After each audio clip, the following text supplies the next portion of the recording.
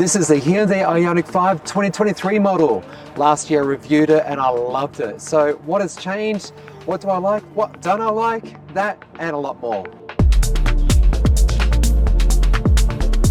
Hyundai divided the IONIQ 5 into 3 different models, but all have 7 color options, augmented reality heads-up display, adjustable ambient lighting, and vehicle-to-load capability. The dynamic and affordable option designed for entry-level buyers boasts a single rear motor configuration, providing an impressive range of 507 kilometers on the WLTP cycle. With a power output of 168 kilowatts and torque of 350 newton meters, it delivers a dynamic driving experience. Inside the IONIQ 5 Dynamic, you'll find comfortable 10-way power front adjustable seats. Cargo space is generous, offering a total capacity of 1,653 litres. However, this variant does not include certain premium features like a glass roof, front seat ventilation, and rear door sunshades.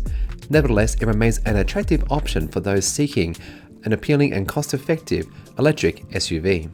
The top-tier Epic trim shares the same impressive performance features as the Technique model, more on this soon. However, it distinguishes itself with a stunning feature I had the pleasure of reviewing last year, its gorgeous vision roof.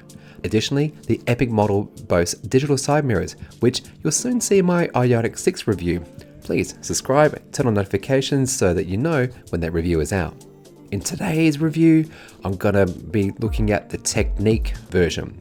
This too has also got dual motors, punchy, 239 kilowatts or 605 newton meters of torque, 20-inch alloys, and a 0 to 100 time in a claimed 5.1 seconds.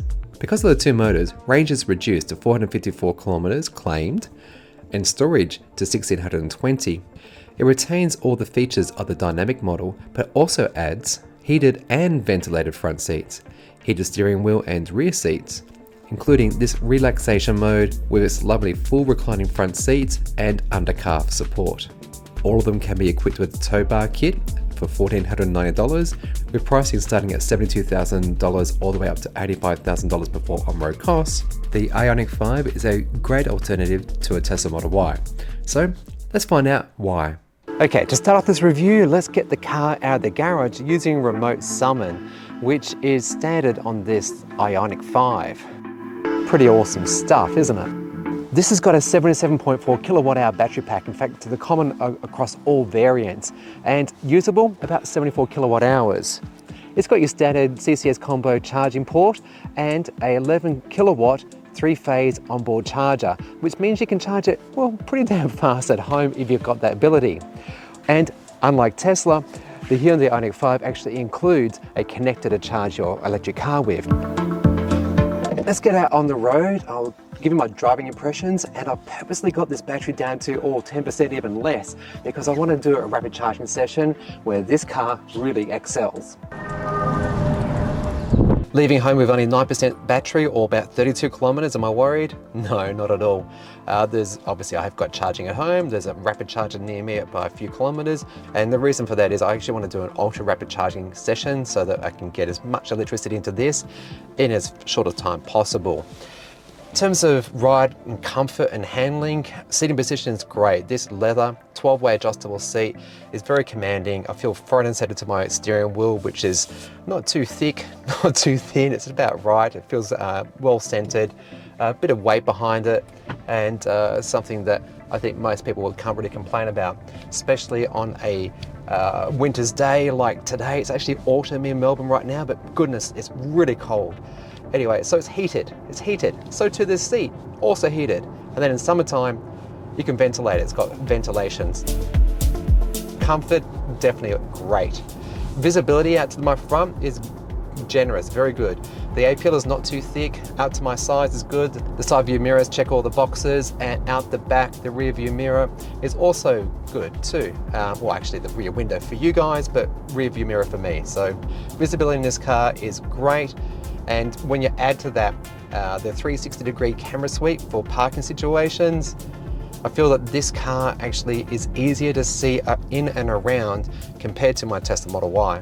There's 3 levels of regen in the IONIQ 5, including iPedal, so it's actually 4, shall we say. And that means that just using the accelerator alone, I can speed the car up, I can slow the car down with 1 pedal. And it's a great way to drive, and it feels very natural. I feel that the dual motors are giving a lot of bite and providing some good resistance here. So my foot's off the accelerator there. I've just put a bit more on to get us to the line here. And again, I'm going to take my foot completely off, just come to a halt, and we're away, just like that. My bag's moving around in the back there. Dynamics, I've got to say, this car feels very similar to my Tesla Model Y. Not as harsh, doesn't actually push shutters and stuff through the steering wheel as much as my Y does. So maybe it's a bit more pliable. And compared to last year when I reviewed this car, I believe it's had a suspension and tuning upgrade, not for Australia, but just an upgrade. Now, to be fair, the Tesla Model Y, which I've got, has also since had an upgrade. So maybe if you order a brand new one today, it's going to be better than what my experience is. So if you want to know what my grievances are with my Tesla Model Y, that's a 2022 model, click on the link up here somewhere, and you can understand all the negatives about Tesla Model Y. One thing that I really noticed in this car, and maybe it's because there's no glass roof up here, is that it's very quiet. Feel that this is right up there with the, was it the Kia EV6? Yeah, I think it was that. Or was it the Kia Niro? Both of those 2 cars, I think, have been the quietest ones I've ever tested. And this is definitely high on the ladder.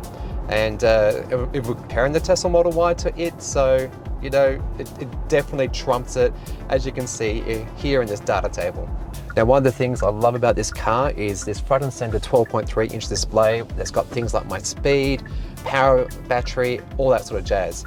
And when I've got the indicators on, it actually does a little window as to what's at my blind spot to the side.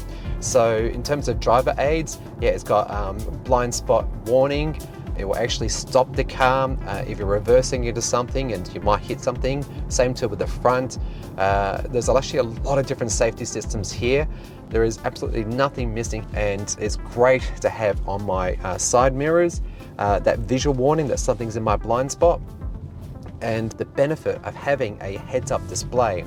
So I do find it's kind of annoying that the speedometer is on the left of this display, which is like my Tesla Model Y, and I've critiqued that and I don't like it so much. You get used to it, but I've got a heads up, so I can actually look front and center, can see what the speed is, what the speed limit zone is, any navigation instructions, any proximity alerts to me in relation to cars around me, so all the different sensors, because it's got a 360-degree suite. How it's so much safer compared to driving, I would say, in most other cars, to be honest.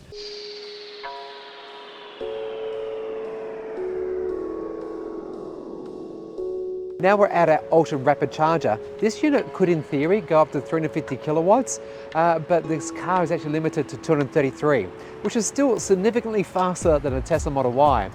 Add to that, it actually uses 800 volt architecture. So when you hear this 800 volt thing bantered around, what does it actually mean to you and me?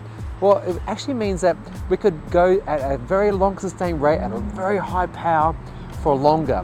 Whereas my Tesla's going to do a quick up and then a down, this thing's going to stay up there, in fact it still is, for a longer period of time, meaning you're going to get a faster charge into your battery. So this one, 10 to 80% in 18 minutes. Could you want more? Quick bite to eat and you're off. That's it. You can be on your way to your next rapid charger and so forth. So if you're thinking road tripping and you want to do it as quickly as possible, this is going to be your vehicle compared to the Tesla Model Y.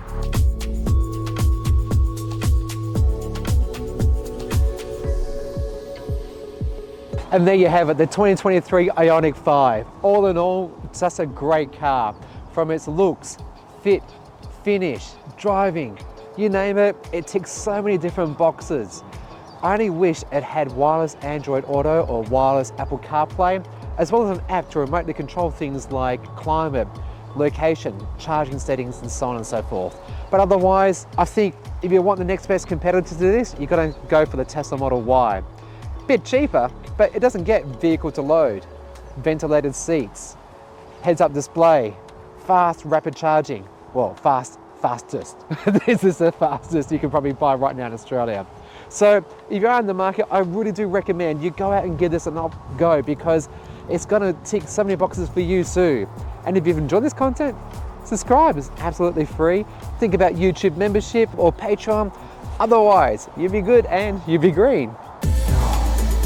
So cold, so cold. Oh, that's a good time anyway. Whew.